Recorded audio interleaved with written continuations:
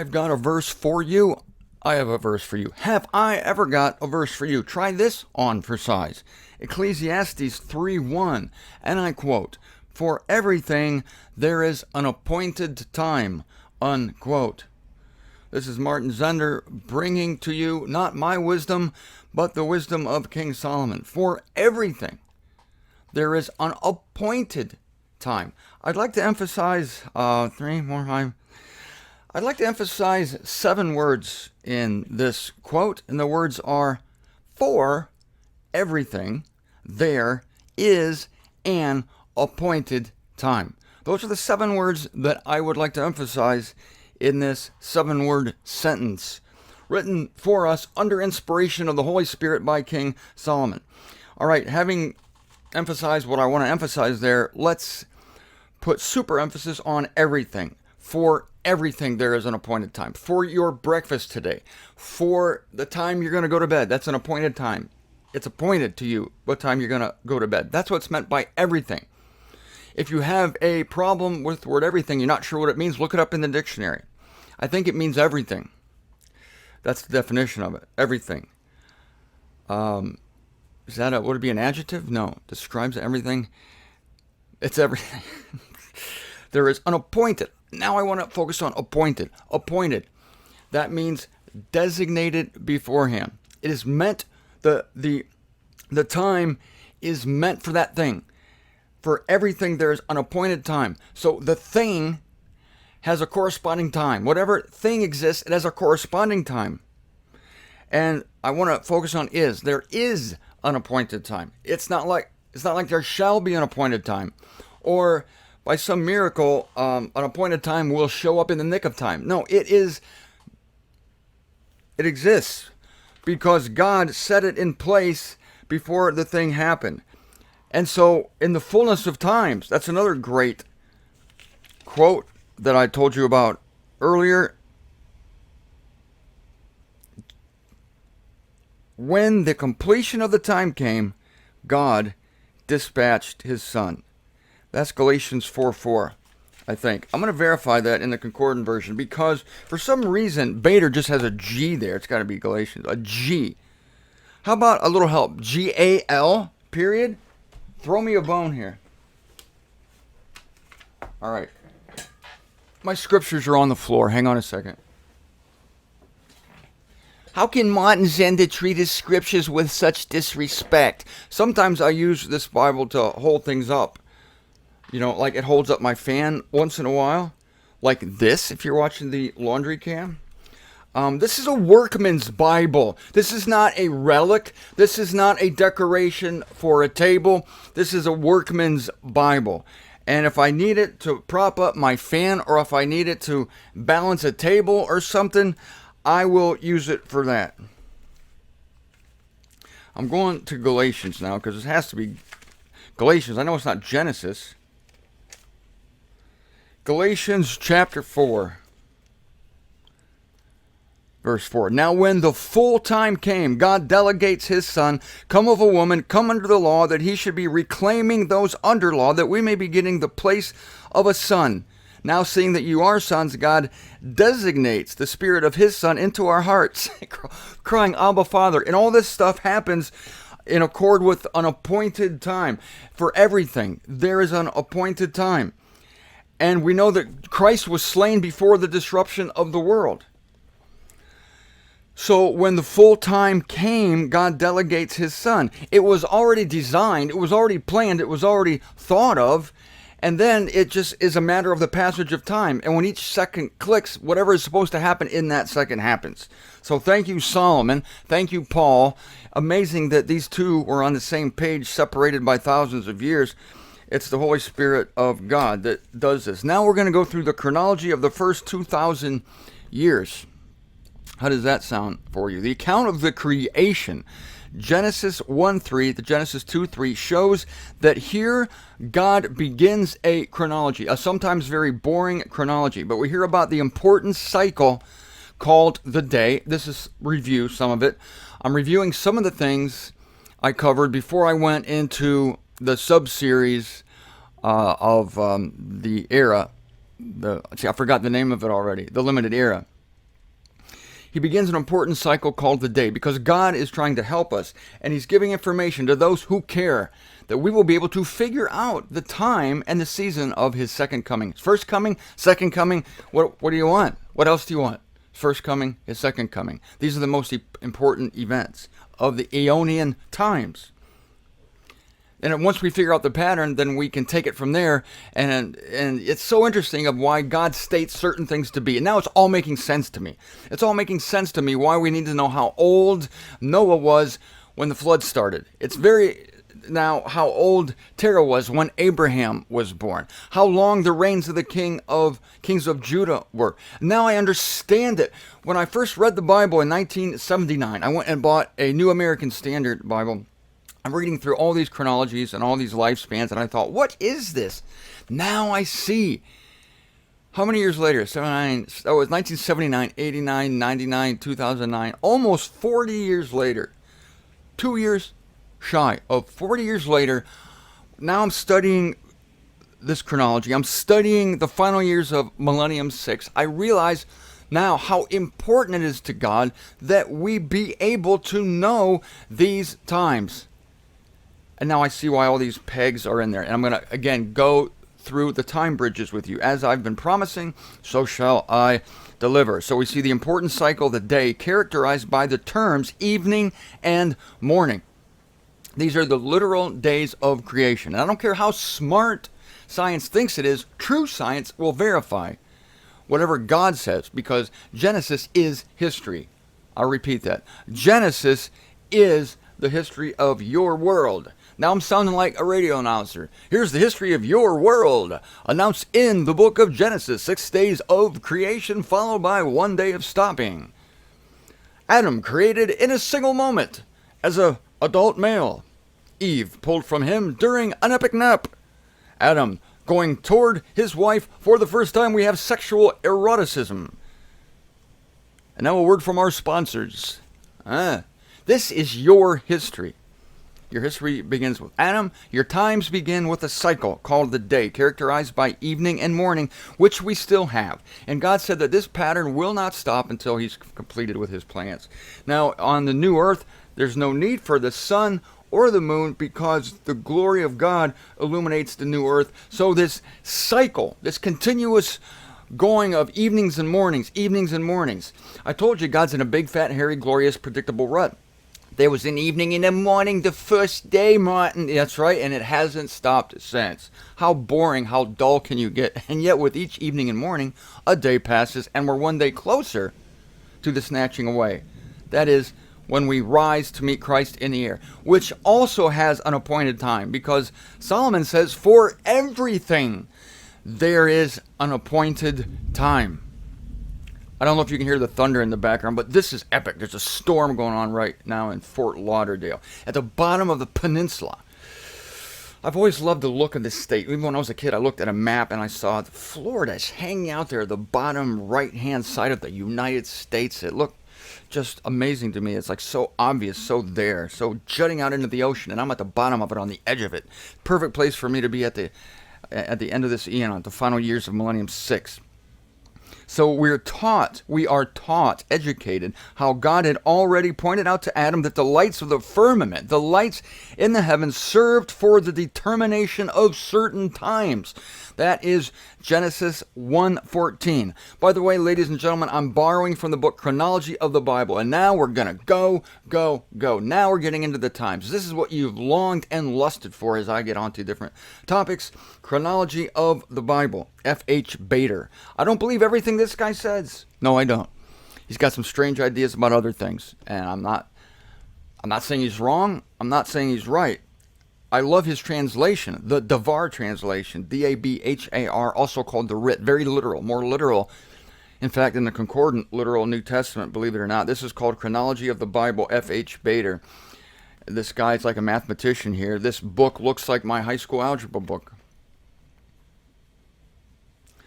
In this connection, the term year is mentioned. Now, the days of creation were literal days, but we're using a verse, a key, Psalm 90 verse 4, which says that 1,000 years is as a day to God or a watch in the night, which is very comforting that God's not losing track of things.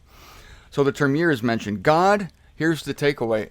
God taught Adam to count the years according to the course of the sun.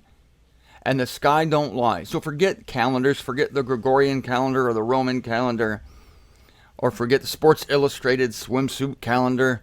Whatever calendar you have, this is in accord with the course of the sun.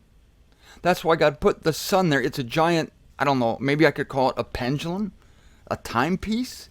The sun, interesting, I just thought of this. It's not only the light that brings life to everything, but it's also a timepiece, because how it appears to move evening and morning, evening and morning.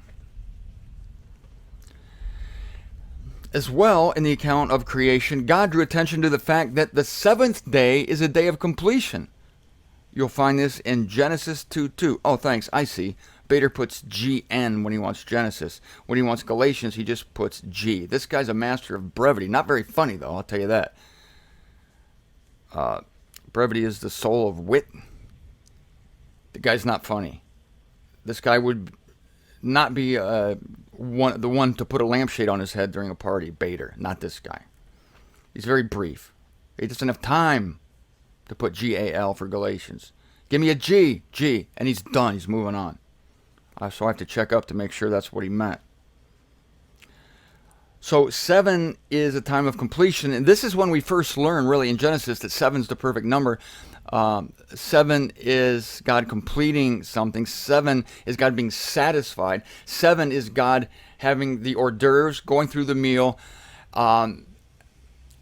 eating the dessert, and then letting out a satisfying belch as he completes it. And it's just like, burp, that's 7. Burp, 7. Get it? Burp, 7. You're done. That's it. Complete. Everything's done. From the hors d'oeuvre to the burp, you're finished. It's a complete cycle. So with the 7, the completion of the week is reached, and now we see a pattern of times for God.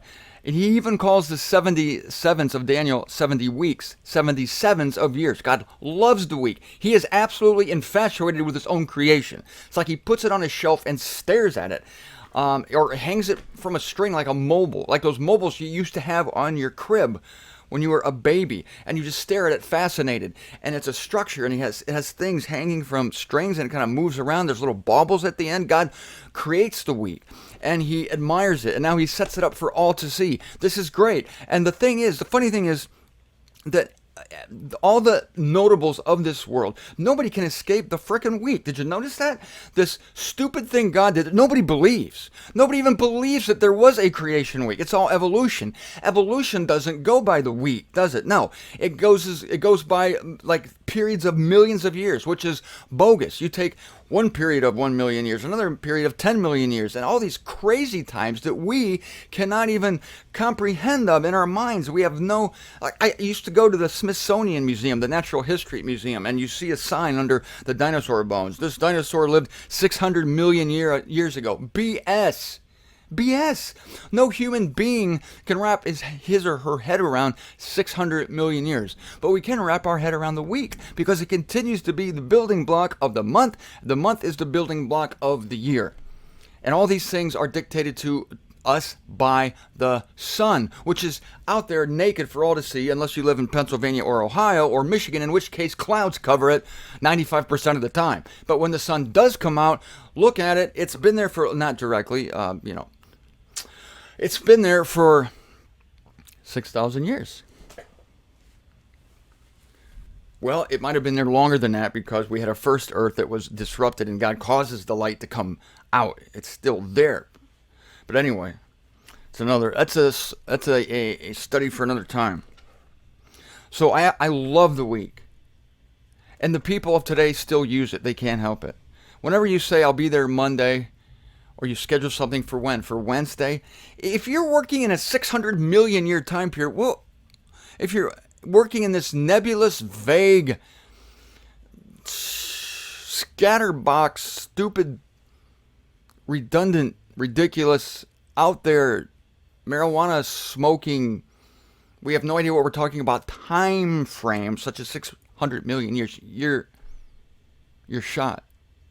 So even the people who poo-poo the creation, who poo-poo the book of Genesis, they still organize their lives from the president to the queen to the movie stars to the rock stars to the gods and goddesses of this eon. They arrange their schedule according to days and weeks. And by this, they are tacitly admitting the wisdom of Genesis.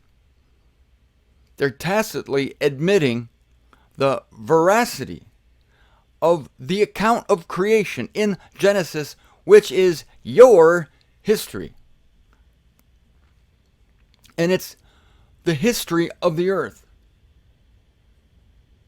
By the way, there's a little film on Netflix that a friend of mine pointed out to me. I think it's called Genesis as History, or Genesis is History, where these geologists and scientists, they go out into the Grand Canyon and they're showing you the strata of the rocks, and they're saying that this did not form over millions of years of sediment being added on. These things that you see on the earth today, whether you go to the Rocky Mountains or the Appalachian Mountains or you go to the Grand Canyon, what you are looking at is not the result of a millions and millions and millions and millions. It gets stupider with every million you add, and millions of years of erosion. It's all caused by cataclysmic events that happen in a second. One guy said, I haven't seen the whole thing yet, but in this film, one guy says that this can happen in a fraction of a second. What you're seeing in the Grand Canyon, it can happen in a fraction of a second, not millions of years. It's so the opposite of what the principles of this eon tell us it is, and which I love when the wisdom of man is made foolishness, because God is already giving us a record of things in Genesis. If the flood of Noah doesn't satisfy you for a cataclysmic event, try the disruption of the world of Genesis 1:1. The world became a chaos and vacant. That was also by water. The flood of Noah and the disruption of the world were both by water. I can't help but go back to the week. So simple. I'll see you Monday. What's that? Why do you say Monday? Why do you say that? And why on the radio does the DJ look forward to the weekend? 6 days to the weekend. All they care about is the weekend. I've told you this before. It makes me crazy. Hump day. What's hump day? Why do you have a hump day? Because it's halfway to the weekend. What's the weekend? End of the week. What's the week? Where did the week come from? Came from the same hand that created the first man. It's the hand of God. And it's dictated to us by the sun, evening and morning. Nobody escapes that. The most God-defying person has to endure, or should I say, be blessed by, evening and morning. And the first evening and morning is discussed for us in Genesis. That's your history, if I haven't mentioned it. I love the week. I wish my parents had hung the week from my crib. Maybe they did. Maybe that's why I'm talking like this. Maybe that's why I'm crazy for the week. They might have. Yeah. All of a sudden, I really love calendars now. Because the calendar has 7 squares for what? The week. It's inescapable. If you can escape the sun, you can escape the week. If you can escape the night, you can escape the week. If you can escape the day, even movie stars wake up. When? In the morning. Some of them wake up at night because they live like crazy people. They creep around during the night and they sleep during the day. They sleep during the what? They sleep during the what? Yeah, the day. Because they can't escape the day. Because the day was invented by God so that we could count them. So that we can A, be assured that God is in a big, fat, hairy, glorious, predictable rut. And B, so that we can know when Jesus, his son, is going to come back to unseat the religion and the politics of humanity in order to instigate. Yeah, is that a good word to use? Instigate. Sounds like there's a bit of treachery involved in that word. Instigate. God's an instigator. Okay, I'll go with it. He's going to instigate his kingdom. When? At the appointed time. When's the appointed time? All you got to do is count the days.